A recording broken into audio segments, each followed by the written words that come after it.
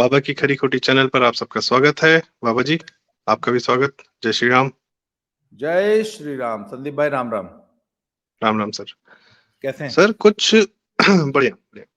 Sir ये जो तथाकथित किसान आंदोलन है, खैर किसान आंदोलन नहीं है, लेकिन बहुत अच्छा इतना अच्छी शब्दावली गढ़ी गई है कि डिफेंड करना पड़ता है या समझाना पड़ता है। बहुत अच्छा एक उन्होंने कवर दे दिया है इस आंदोलन को या अपनी सारी मंशाओं को या जो भी वो कर रहे हैं।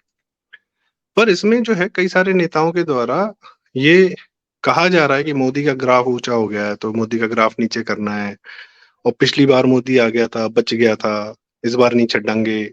और पिछले वाले आंदोलन में भी वो कुछ गीत गाए जा रहे थे, लोकगीत, मर जा मोदी, हाय है मोदी, मर जा मोदी। मैं समझ नहीं पाता हूँ सर कि ये लोग जो हैं, अ, इनकी नफरत कहाँ से आती है मोदी जी के प्रति। और अगर हम देखें मोदी जी के व्यवहार में, तो सिवाय इज्जत के उन्होंने कुछ कभी मतलब सिर्फ इज्जत दी है, हर प्रकार से अपना छोटा भाई माना है या जैसा भी इन्होंने पूरी पूरी इज्जत दी है, सर नवाया है। मोदी जल्दी से किसी के सामने सर नहीं नवाते। बस सारे गुरुओं की, सारी परंपराओं की, चार साहिबजादों की क्या नहीं किया है वो तो आप और बेहतर तरीके से जानते हैं। मैं वो भी जानना चाहूंगा आपसे। और कभी मुझे नहीं लगता है कि किसी एक शब्द से भी बेअदबी की हो या किसी का, या इस जो हमारे पंजाबी भाई हैं, कुछ हैं जो जिनको बहुत तकलीफ है, जो थोड़ी संख्या में ही है, इनको मोदी जी से क्या समस्या क्या है। मैं नहीं समझ पा रहा हूँ sir. This is very hard for me to understand. थोड़ा सा एक्सप्लेन करेंगे प्लीज।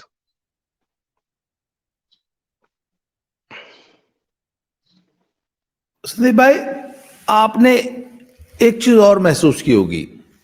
अभी आपने जैसे कि बताया कि पिछले किसान आंदोलन में भी कुछ औरतें बकायदा स्यापा उसको ना, हाय मर्जा मोदी मोदी, हाय मर्जा मोदी, जो महिलाएं कुछ जो है सिंगू बॉर्डर वाले आंदोलन पे जो वो कर रही थी ना, उसको हमारे पंजाब में स्यापा बोलते हैं। वो किसी के मर जाने पे ना ऐसे छाती पीट पीट के जो रोती है औरतें, उसको स्यापा बोलते हैं, स्यापा। तो सर, अभी कल मैं एक परसों कुछ दिन पहले एक महिला को सुन रहा था टीवी पे। वो बोल रही थी कि हाउ कैन अ मदर, एक महिला जो कि एक मां है, जिसने बच्चों को जन्म दिया है, जो जननी है, वो इस तरह से किसी की मृत्यु की कामना कैसे कर सकती है? पहली बात। और आखिर मोदी ने ऐसा किया क्या है कि आपके मन में मोदी के लिए इतनी डीप रूटेड, इतनी इनहेरेंट हेट्रेड है? और वो हेट्रेड जो कि मतलब लगातार बरसों से चली आ रही है। तो मैंने अपना बचपन और अपनी जवानी पंजाब में बिताई है।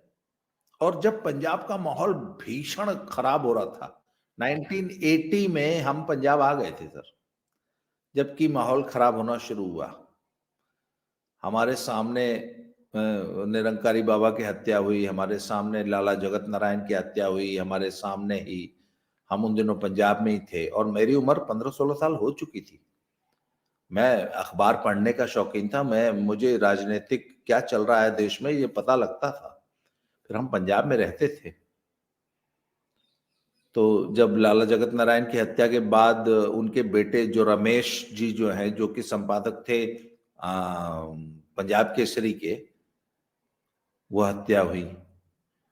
उसके बाद जो माहौल खराब हुआ, उसके बाद इंदिरा गांधी ने जो ऑपरेशन ब्लू स्टार किया, स्वर्ण मंदिर में दरबार साहब में सेना भेजकर जो इतना बड़ा ऑपरेशन हुआ, और इतना बड़ा, उसके बाद 84 हुआ दिल्ली में, और कांग्रेसियों ने किस प्रकार सचमुच नस्लकुशी अगर हुई हमारी आंख के सामने, तो दिल्ली जैसे शहर में मात्र 2 रात के अंदर 6000 लोगों को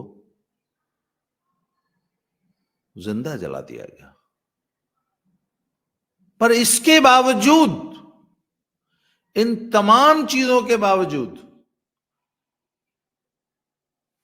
चंद सालों के अंदर हमने देखा कि उसी पंजाब में इन्होंने वोट देके उसी कांग्रेस की सरकार बनवाई। और मैंने, आपको यकीन मानिए, मैंने आज तक पंजाबी को या किसी सिख को, दो चार की बात छोड़ दीजिए, इंदिरा गांधी के परिवार को या कांग्रेस को गाली देते नहीं सुना,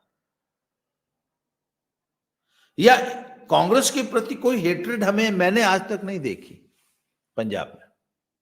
और लगातार कांग्रेस जीतती आई है। अच्छा, आपको क्या लगता है कि जो मेजॉरिटी कम्युनिटी है, जो कि कहती है कि हम इस प्रदेश में 60% से ज्यादा है, उसके वोट के बिना कोई भी पार्टी क्या 60% मेजॉरिटी कम्युनिटी के वोट के बिना सरकार बना लेगी?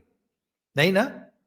तो आखिर पंजाब में राइट फ्रॉम 84 से लेके आज तक जितनी भी कांग्रेस की सरकारें बनी, क्या वो सिखों के वोट के बिना बन गई? इसका मतलब सिख कांग्रेस को वोट देता है ना।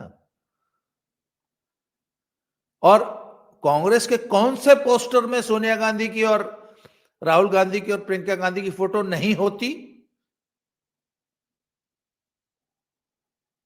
भाई, कमलनाथ का नाम आ जाता है तो एकदम चढ़ जाते हैं, जगदीश टाइटलर का नाम, सज्जन कुमार का नाम आ जाता है एकदम चढ़ जाते हैं। सोनिया गांधी से क्यों नहीं चढ़ते? राहुल गांधी से क्यों नहीं चढ़ते? मैंने आज तक किसी पंजाबी को, किसी सिख को सोनिया गांधी को के प्रति ऐसी हेट्रेड ने प्रकट करते नहीं देखा। तो आखिर मोदी से ही इनको क्या दिक्कत है?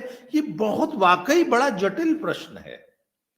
अच्छा, जबकि आज तक का रिकॉर्ड है सर, संघ ने, बीजेपी ने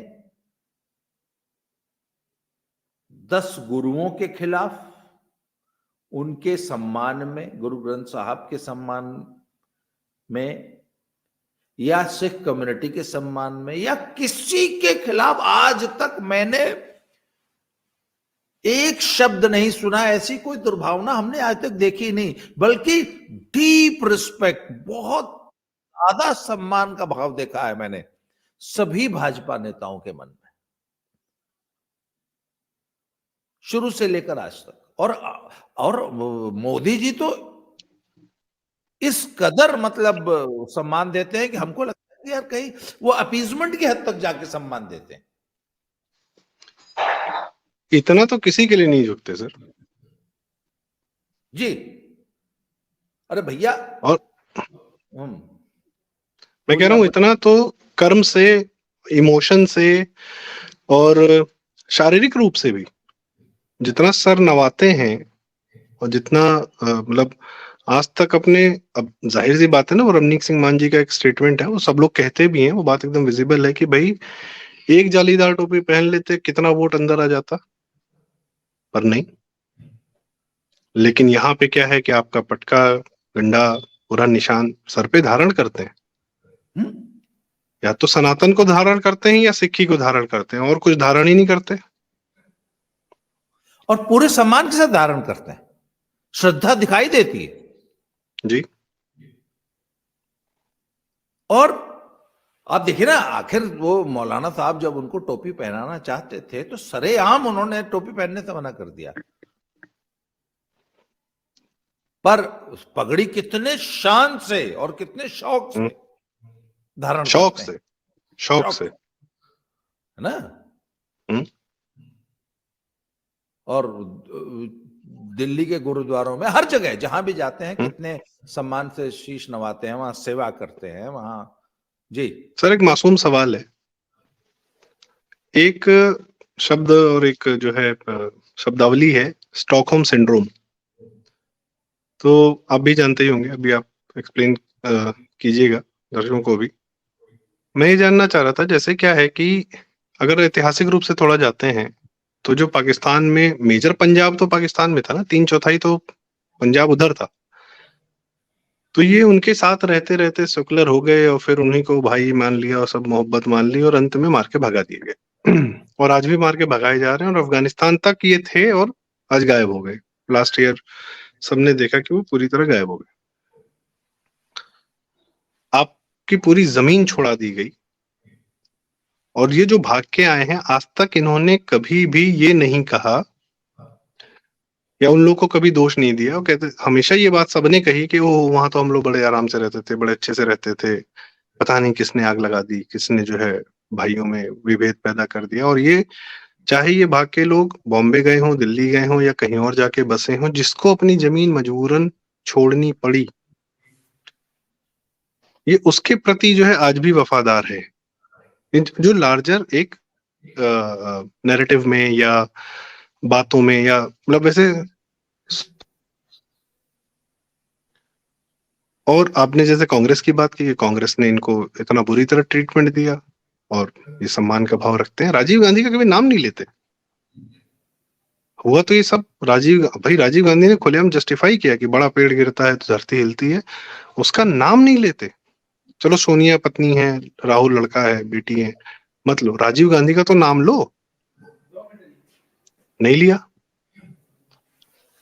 आपने कुछ दिन पहले बताया कि अब केजरीवाल जैसा आदमी इनको बोलता है कि भैया मैं एक घोषित नशेबाज इंसान को, जिसके वीडियोस लोकसभा से निकले, जिसके वीडियोस हर जगह आए, जर्मनी एयरपोर्ट पे आया, कहीं हर जगह से इसके वीडियोस और इसकी जो चरित्र आता था कि भैया ये एनी टाइम टुन रहता है, उसको मुख्यमंत्री का चेहरा घोषित किया और उसको जिता दिया। आप पे इतना बड़ा मतलब आपके पूरे समाज पे अजीब तरीके कलंक नहीं थोप देगा आदमी की हम आपको क्या दे रहे हैं, हम आपको एक नशेबाज दे रहे हैं। उसके बावजूद आपने उसको एकदम सर पे बिठा लिया। तो क्या ये कुछ ऐसा है क्या? और जो इज्जत दे रहा है, जो प्यार दे रहा है, उससे आपको बहुत तकलीफ है, उसके तो मर्जा मोदी के गाने चल रहे हैं, भाजपा के खिलाफ चल रहे हैं। और ये सिर्फ मर्जा मोदी की बात नहीं है, ये तो खालिस्तानी आंदोलन के दौरान इन्होंने हिंदुओं को बसों से उतार उतार के जो खालिस्तानी लोगों ने उनको मारा था 1980 और 79 और 77 के दौरान, जब ये खालिस्तान आंदोलन जब पीक पे चलने लगा, पाकिस्तान से पैसा लेके इन्होंने ये शुरू किया। आज कनाडा से पैसे ले रहे हैं या यूएस से ले रहे हैं, कहीं से ले रहे हैं, बस अपने देश के खिलाफ करना है। तो ये कौन सी सर मानसिकता है कि जो प्यार दे रहा है, जो इज्जत दे रहा है, उसके साथ चैन से नहीं रहना है, और जिसने पीटा है, जिसने कस के सब कुछ सारे घटिया से घटिया हरकतें कर रखी हैं, उसको सम्मान देना है। जी सर, बाबा जी। म्यूट है आप, म्यूट है, म्यूट है। इसके पीछे ना जो मुझे समझ में आता है कि एक बड़ी डीप रूटेड इनसिक्योरिटी है इस समाज में। और इनसिक्योरिटी पता है क्या है? कि कुछ लोगों को, जो कुछ तो समझदार लोग होते हैं ना समाज में, कुछ तो सयाने होते हैं, उनको ये पता है कि we are an offshoot of Hinduism. हम हिंदुइज्म से निकले हुए ही एक पंथ हैं,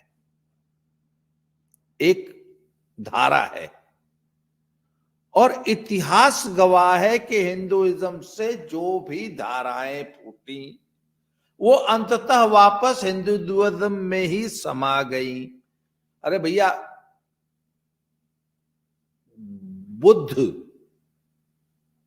हुए, बुद्धिज्म जो है, बौद्ध धर्म पूरी दुनिया में फैल गया था और अंत में भारत भूमि पर वापस आकर हिंदुइज्म में ही समा गया। बुद्ध से पहले जैन हुए और इसके अलावा ऐसे सैकड़ों पंथ हुए जो कि फाइनली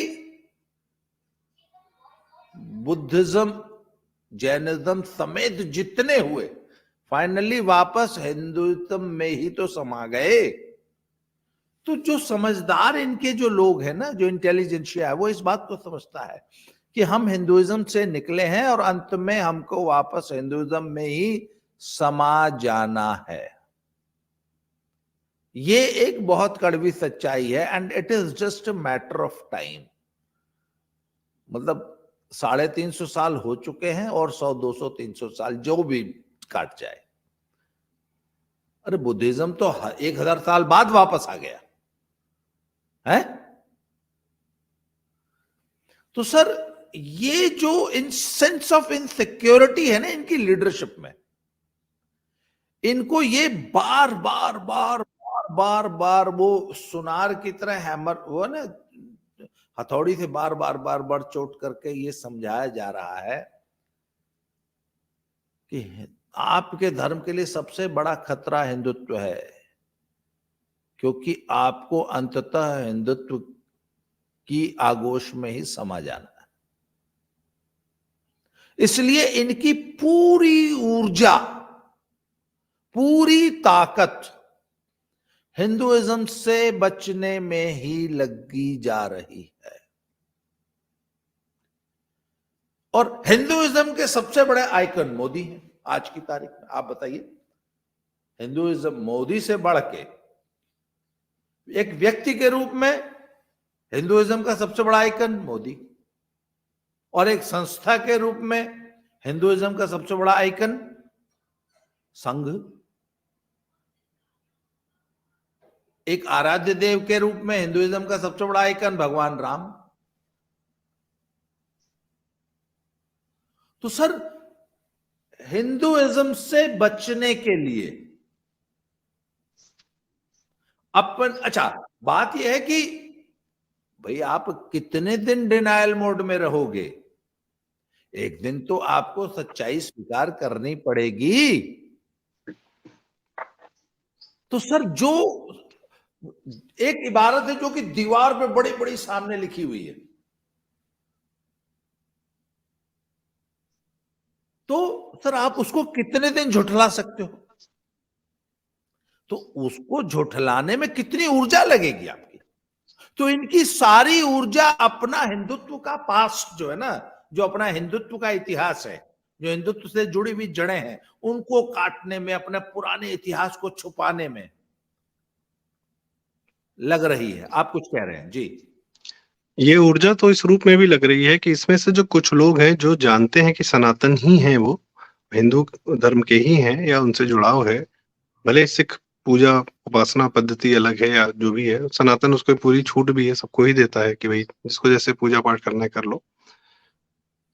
उसमें जो कुछ लोग हैं जो बात जानते हैं, तो ये जो कुछ लोग हैं जो अपने आप को हिंदुइज्म से काटने की प्रक्रिया में लगे हुए ऊर्जा लगा रहे हैं, ये उन लोगों को भी, सिखों को ही प्रताड़ित करते हैं कि तुम ये मत करो कि ये तुम हिंदुइज्म से जुड़े हो। जो लोग इस तरीके की अपने ऐतिहासिक रूट्स को जानते हैं, समझते हैं, बात करते हैं, पुनीत साहनी नाम के एक हैं इंसान, वो लगातार इस पे काम करते हैं, बहुत अच्छे तरीके से उन्होंने काम किया हिस्टोरिकल फैक्ट्स और सब निकाल के कि किन लोगों ने ऐतिहासिक रूप से सिख धर्म को जो है हिंदुइज्म से अलग करने की कोशिश की है और कैसे सिखिज्म हिंदुइज्म से जुड़ा हुआ है, उस पे बुरी तरीके से भड़के हुए हैं लोग।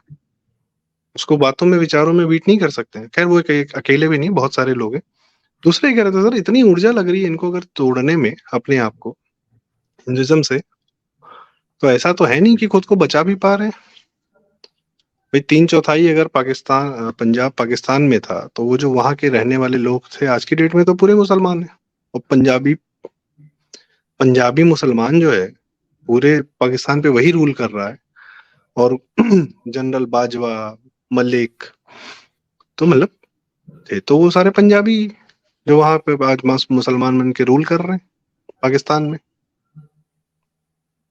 और रही सही कसर जो है क्रिश्चियनिटी में कन्वर्ट करके पूरी हो जा रही। तो हिंदुइज्म से क्या टूटने की इतनी ज्यादा ललक है कि ये उन हिंदुइज्म के आगोश से निकल रहे हैं तो किसी और के आगोश में चले जा रहे हैं, खुद को बचा कहाँ पा रहे हैं। जी बाबा जी, इनको, इनकी सबसे बड़ी समस्या ये है, इनको ये बात समझ में नहीं आ रही, इनको समझा। अच्छा, इन्हीं में कुछ लोग हैं जो इनको समझाते हैं कि अरे भाई अपने इतिहास को मत नकारो, अपनी जड़ों से मत कटो, जड़ों से कटा हुआ पेड़ आंधी तो क्या हल्की सी हवा में भी गिर जाता है, अपनी जड़ों से मत कटो।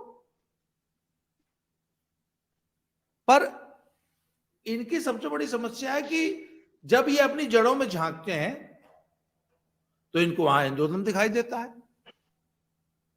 अच्छा, गुरु ग्रंथ साहब में कोई ऐसा बताया जाता है कि 8,000 बार राम का नाम आया है, विष्णु का नाम आया है, हरि का नाम आया है, कृष्ण का नाम आया है। अब इसको कैसे नकार देंगे? सर श्री गुरु गोविंद सिंह जी ने बाकायदा दुर्गा जी की वो लिखी हुई है,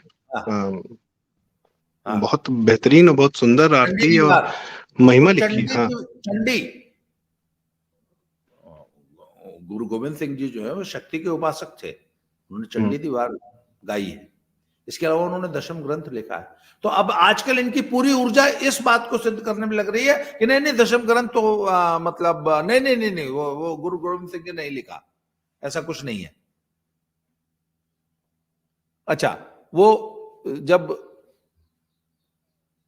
गुरु गोविंद सिंह जी गाते हैं कि देहु शिवावर मोह है शुभ कर्मन तय कबहू न टराऊं, हैं न डराऊं अरिसऊं जब जाए लड़ाऊं निश्चय कर अपनी जीत कराऊं। सर आप कैसे हिंदुइज्म की रूट्स को काट दोगे? अच्छा, अगर आप गुरु ग्रंथ साहब में से राम, कृष्ण, हरि, विष्णु को हटा देंगे तो फिर बचेगा क्या? अच्छा, फिर वो कहते हैं नहीं नहीं नहीं ये राम वो राम नहीं है, ये राम दशरथ के पुत्र राम नहीं है,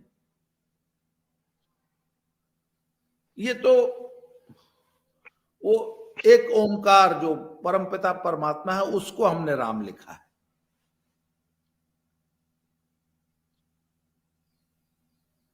एक सर शब्द है मोहन घर आयो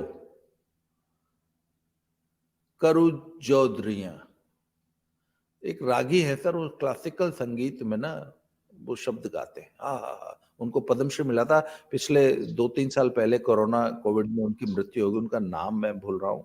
वो मेरे बड़े फेवरेट, मतलब मैं उनका ये वाला जो है ना शब्द, मोहन घर आयो, कृष्ण जी मेरे घर आए हैं। अब सब ये मोहन शब्द से इनको दिक्कत है। ऐसे सैकड़ों शब्द हैं जिनको गाने पर गुरुद्वारों में और दरबार साहब में ग्रंथियों पर प्रतिबंध है कि ये वाला शब्द नहीं गाना है। क्यों? क्योंकि इस शब्द से आपकी हिंदू रूट सामने आ जाती हैं। तो सर क्या इन्होंने फिल्मी गीतकार बिठा रखे हैं कि ये शब्द हटा दो ये लगा दो, वैसा टाइप कुछ तो किया होगा ना सर? जब एक मिनट, मैं एक बात बताऊं, मैं एक एनालॉजी देता हूं कि आपके घर में कभी चूहा मर गया होगा, कभी आपके जीवन में ऐसा अनुभव हो, तो बदबू आती, तो पहले 1-2 दिन तो समझ में ही नहीं आता, उसके बाद धीरे, हाँ नहीं कुछ है, फिर चौथे दिन समझ में आता है अरे यार ये तो चूहा मरा हुआ है। फिर खोज शुरू होती है, नहीं मिलता है, फिर कहीं जाके मिलता है, तब तक अगरबत्ती जला के सेंट छिड़क के रूम फ्रेशनर लगा के काम चलाता है, और खोज मची होती है। घर आजकल घरों में इतना ज्यादा जंक है हमारे, बड़ी मुश्किल से मिलता है। तो सर चूहे की जो बदबू है ना, मरे हुए चूहे की, वो तो चलो हम अगरबत्ती से और रूम फ्रेशनर से कुछ देर छुपा सकते हैं, 2-4 दिन। सर भैंस मर जाएगी अगर घर में, उसको रूम फ्रेशनर से उसको रूम फ्रेशनर से दबा लोगे क्यों? तो सर बात यह है कि हिंदुइज्म इतना ज्यादा प्रोमिनेंटली, एक हमारे मासूम सवाल है सर, आपने बात क्लियर कर दी कि हिंदुइज्म से इनको तकलीफ है, हिंदुइज्म में पचने से इनको तकलीफ है। मैं एक लाइन, ये हेट्रेड मोदी से नहीं है, हिंदुइज्म से है। तो डर है कि हमें वापस हिंदुइज्म में ही समा जाना है। मैं समझ गया सर, इनको डर ये है कि ये हिंदुइज्म में नहीं समाना चाहते, तो ये है कि अपनी सिक्खी के लिए अपने सिख धर्म को अलग से प्रोमिनेंटली सामने रखना चाहते हैं कि हम अलग हैं, ताकि हमारी प्रोमिनेंस, हमारी पहचान, हमारी जो भी है शख्सियत अलग से दिखे, अलग से बने। ठीक है, पॉइंट टेकन, सही है। तो सर ये सिखिज्म को अलग रखने का या अलग से दिखाने का बेनिफिट क्या है? कुछ बेनिफिट होगा ना, इसीलिए तो इतनी ऊर्जा लगाई जा रही है कि हम हिंदुइज्म में ना पच पाए। कुछ बेनिफिट इधर मिल रहा होगा जो हिंदुइज्म में जाने के बाद नहीं मिलेगा। डेविल्स एडवोकेट जी सर, कुछ बेनिफिट है क्या उधर ऐसा जो इधर आने पे नहीं मिलेगा? एक जो वर्ड है ना वखरी कौम, जो एक सेपरेट आइडेंटिटी है, सेपरेट आइडेंटिटी, उस सेपरेट आइडेंटिटी को किसी भी कीमत पर बचा के रखना है। ये सारी ऊर्जा इसमें खर्च हो रही है कि किसी तरह वो जो सेपरेट आइडेंटिटी है, हम अलग कौम है। सर होता क्या है कि जब लड़की शादी करके मायके से ससुराल में चली जाती है तो माँ, जो समझदार माताएं होती है, वो ये बोलती हैं उसको कि आज के बाद वही तेरा घर है, डोली में भेज रही हूं, अर्थी में ही वापस आना, हंसी खुशी में आना, अच्छे शुभ समाचार लेके जरूर आना, है ना, शादी ब्याह में आना, खुशी के मौकों पे आना, पर कभी लड़ झगड़ के उस परिवार से मत आना। अगर राजी खुशी रहेगी तो तेरा स्वागत है, पर अगर वहां जाके एडजस्ट नहीं की और सुखी नहीं रही और लड़ झगड़ के आई तो हमारे लिए तो मर चुकी है। समझदार माँ जो है ये समझा के भेजती है ना अपनी माँ बेटी को। पर सर तमाम बातों के बावजूद अगर बेटी को वहां कोई कष्ट है तो मायके का सहारा तो रहता है ना। और अगर भगवान न करे कल को बेटी वहां नहीं एडजस्ट हो पाई तो कम से कम मायका है ना, मायके के रास्ते पीछे बंद नहीं न हुए हैं। जो लड़कियां घर से भाग के शादी करती हैं उनके लिए मायके के रास्ते बंद हो जाते हैं तो बड़ा परेशान रहती हैं कि मैं अपना एक रास्ता बंद कराई। वो रास्ता कभी बंद नहीं होना चाहिए। सर सबसे बड़ी समस्या यह है कि इनके लिए हिंदुइज्म का रास्ता पीछे खुला हुआ है। पता है क्यों? क्योंकि हम हमेशा क्या बोलते हैं, है हमारी बच्ची है, हमारी बेटी है, हमारी लाडो है, हमने विदा कर दी तो क्या हुआ। ये कहते हैं नहीं हमारा तुमसे कोई मतलब नहीं है, पर हम कहते हैं अच्छा तुम्हारे कहने से होगा, तुम हमारे हो, तुम हमारे हो। अब इनको लगता है यार अगर इनसे हमारा लिंक बना रहा तो वापस जाने का रास्ता खुला रहेगा। वो जो वापस जाने का जो आउटगोइंग है ना सर, वो आउटगोइंग बंद करना चाहते हैं कुछ लोग कि इनकी तरफ लौटने का रास्ता बंद हो जाए। जी ठीक है, ये बात समझ में आई कि कुछ लोग हैं जो कुछ लोग हिंदुइज्म की तरफ जाना नहीं चाहते क्योंकि वहां लगता है कि कुछ, लेट्स से हिंदुइज्म या सनातन क्या करता है कि कुछ मोरालिटीज ना उसकी ठीक है। आपने परिवार का इतना बड़ा उदाहरण दिया, परिवार को जोड़ के रखने का प्रयास सनातन हिंदुइज्म करता है, भाईचारे के साथ रहने, प्यार से रहने का ही कार्य करता है, गलत कार्य नहीं करने देता है, ड्रग्स नहीं लेने देता है। जैसे यूपी बिहार में कुछ भी है, बहुत चीजें चलती हैं, ड्रग्स नहीं चलता है। ये वहां चलता है जो लोग अपने आप को सनातन से काट लेते हैं ज्यादातर। यहाँ क्या है, इतना मार, बस सिर्फ ड्रग्स की नहीं, व्यभिचार नहीं चलता। हमारे यहाँ कुछ चीजों की नॉन नेगोशिएबल है, ये आप कार्य नहीं कर सकते हैं। लोग करते भी हैं तो छुप के करते हैं, परिवार से छुप के करते हैं, बहुत अकेले में जाके करते हैं। कई बच्चे खाते हैं गुटखा बीड़ी तो बाप के सामने नहीं खाते। यहाँ ये सब कुछ लोग हैं जो शायद वो तामसिक प्रवृत्तियों वाले हैं, वो उस तरफ जाना चाहते हैं जिधर ये सब अलाउड है, क्रिश्चियनिटी की तरफ, कनाडा की तरफ, पाकिस्तान में, इस्लाम में सब मस्त है, कुछ भी पाप करो सब एंजॉय कर लोगे, कोई दिक्कत नहीं है, सब जस्टिफाइड है। तो क्या ये कुछ लोग अपने चारित्रिक चरित्र की वजह से उधर जा रहे हैं क्या सर? ये जानना चाह रहे हैं कि हम सनातन में नहीं आएंगे, सनातन में आएंगे तो ये बंधन है, जबकि बंधन नहीं है, जीवन जीने का एक बेहतर तरीका है और बेनिफिट्स नहीं दिख रहे। जो बेनिफिट्स दिख रहे हैं वो तामसिक प्रवृत्तियों वाले बेनिफिट्स उधर दिख रहे हैं जो सनातन उनको अलाउ नहीं करता। जी सर, मायके जाने का अगर रास्ता न बंद हो जाए और ससुराल छोड़ना पड़ जाए और मायके जा नहीं सकती तो फिर कहाँ जाएगी? सड़क पर जाएगी। कटी पतंग, कटी पतंग। चौराहे के अलावा कोई रास्ता बचता नहीं सर। आप यही ये बात एक बार आप फिर बोलिए सर प्लीज। सर यही बात समझने वाली है कि जो आपका मूल है, जहां आपकी जड़ है, अगर वहां से अगर आप कट गए, इसका मतलब वहां तो आप जा नहीं सकते। जो लड़की सर अपने मायके और घर वाली, मायके जो और मैं सॉरी लड़की इंटरप्ट अपने कर रहा हूँ। मायके से अपने मायके के रास्ते बंद कर लेती है, और अगर उसको ससुराल से निकलना पड़ जाए, तो मायके का रास्ता तो उसने बंद कर लिया है। तो अब उसके पास चौराहे के अलावा, बाजार के अलावा जगह बचती क्या है जाने के लिए? हम ये कहते हैं कि अरे भैया, अपने मूल से मत कटो, अपनी जड़ से मत कटो। जड़ों, देखिए, ये तो सृष्टि का सबसे बड़ा सिद्धांत है कि जो अपनी जड़ से कट गया। सर समझदार जो मुसलमान है ना, वो इस बात को स्वीकार करता है, पहले हम हिंदू थे। वो सिर्फ एक जगह झूठ बोलता है, वो ये नहीं बोलता कि हमको जो है तलवार और सलवार की वजह से जो है हमारा धर्म परिवर्तन हुआ या हमारे कुएं में कान काट के डाल दिया गया। यहाँ झूठ बोल जाता है वो, कहता नहीं हम तो इस्लाम की खूबियों को देख के हमने धर्म परिवर्तन किया। यहाँ झूठ बोलता है वो, पर उतना झूठ बोलता है, पर एक सच वो आज भी बोलता है कि नहीं नहीं, पहले तो हम हिंदू। वो मौलाना नहीं है, वो कौन है वो?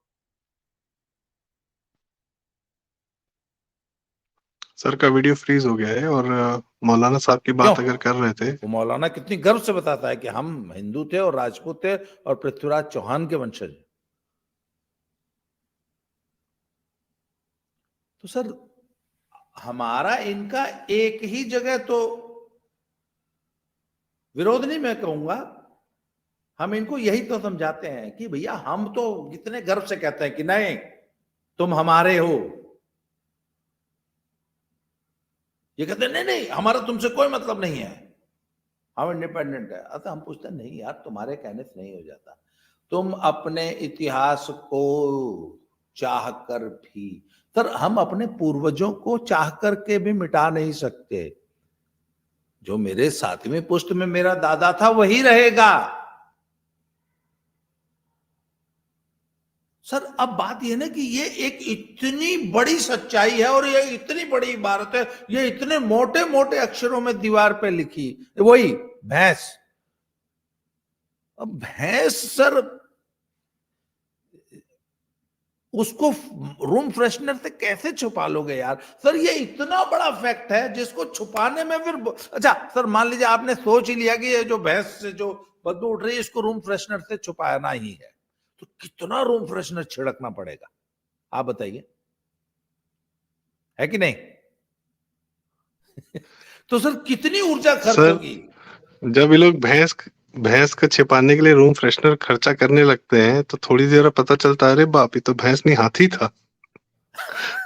तो सर मोदी के साथ यही प्रॉब्लम है कि मोदी जिन जड़ों से ये कटना चाहते हैं, मोदी वही जड़ है, मोदी उसी जड़ का एक मेन टैप रूट है। This is the issue. सही है, सही है। और सबसे बड़ी बात है सर कि मैं तो ये समझता हूँ कि जैसे फिल्मों में डायलॉग देते थे ना जमींदार की, जहां तक नजर जाएगी तुम्हारी वो इलाका हमारा है, देख लो। ठीक है, वैसा टाइप का लोग बोलते हैं ना कि वो जहां तक नजर जा रही खेत हमारे। सनातन भी कितना दूर जाओगे, जहां तक देख पा रहे हो, जहां तक जा पाओगे, वो सब इलाका मेरा है। सनातन इतना वृहद है, वो पूरी दुनिया उसकी है। जो नॉर्मल है, जो नेचुरल है, जो प्राकृतिक है, वो सनातनी है, बात खत्म। पुष्कर दादा तो कहते भी है कि जो पैदा होता है वो तो सनातनी है, उसके बाद में तो बनाया जाता है ना। क्रिश्चियनिटी में बैप्टिज्म की प्रक्रिया है, तब वो क्रिश्चियन होता है, वो पैदा होते नहीं होता। इस्लाम में एक प्रक्रिया है, हम नाम नहीं लेंगे, सारी जनता जानती है, उसके बाद वो होता है मुसलमान। सिक्खी में भी अमृत चखना पड़ता है, उसके बाद बनते हैं ये।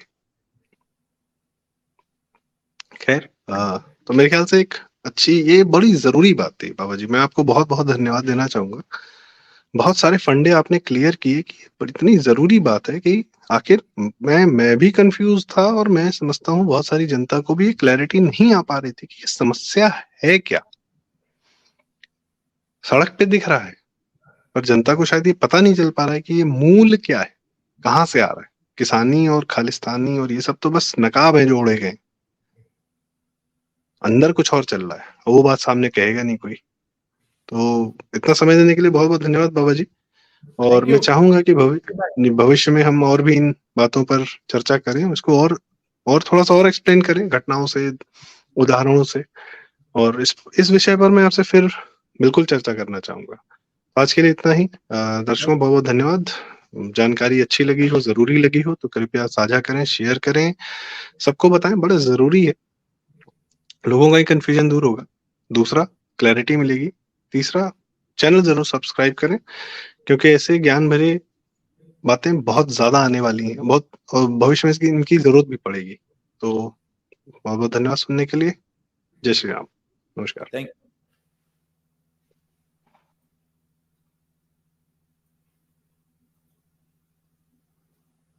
आप रिकॉर्डिंग एंड कर दीजिए। वो हो रहा है वो असल